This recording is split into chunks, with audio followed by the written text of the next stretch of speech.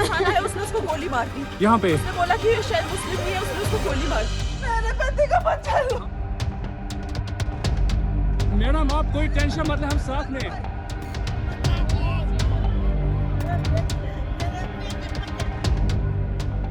This could well be one of the worst attacks that Jammu and Kashmir has seen in recent memory. Many tourists who were visiting Pahalgam lost their lives when allegedly two terrorists, could be more, 2 to 3 is what eyewitnesses have told the security forces and the local media.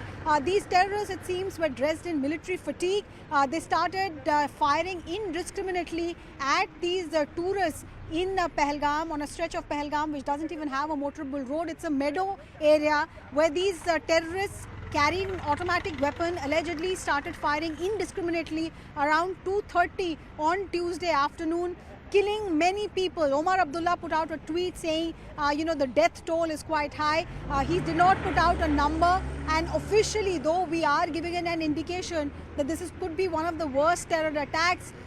There is a concern about what this terror attack could mean for Jammu and Kashmir. Home Minister Amit Shah, we are coming to you from outside his residence. He has just completed a security review meeting. He's scheduled to reach Srinagar and carry out a security review meeting in Srinagar, and then subsequently on Wednesday morning he's scheduled to reach Pahalgam and Anantnag, where the injured have been admitted, have been hospitalized. He will carry out that's the schedule that we have been told, a high-level security review meeting with officials in Srinagar, Unified Command meeting to figure out the best strategy.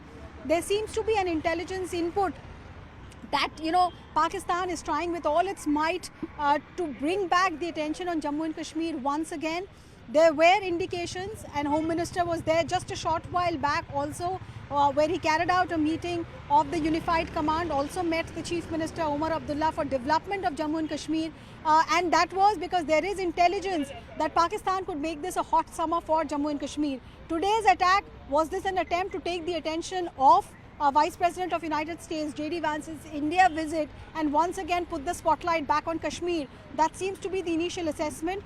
The Resistance Front, which is believed to be a front of Lashkar-e-Toiba, they have put out a social media post claiming responsibility for this attack, alleging that these tourists often come in the garb of tourism but ultimately end up applying for domicile in Jammu and Kashmir and thereby change the demographic balance of the valley.